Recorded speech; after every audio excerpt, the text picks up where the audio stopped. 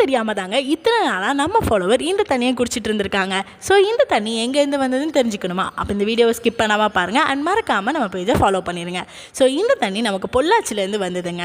நம்ம ஃபாலோவர் அவங்க யூஸ் பண்ணுற RO water and tap water, அதாவது போர்வெல் வாட்டரையும் சென்ட் பண்ணியிருந்தாங்க. ஸோ இதில் ஆர்ஓ வாட்டரை டெஸ்ட் பண்ணி பார்க்கும்போது TDS 91 இருந்து, என்னதான் TDS பாஸ் ஆகி இருந்தாலுமே இந்த தண்ணி குடிக்கக்கூடாது தான். பொதுவாகவே ஆர்ஓ வாட்டரில் TDS 50க்கு கீழே தாங்க இருக்கும். அப்படி இருந்தாலுமே அது ஃபில்ட்ரு பண்ணி கொடுக்கும். ஸோ ஆர்ஓ நல்லதாக இருக்குதுன்னு அர்த்தம்.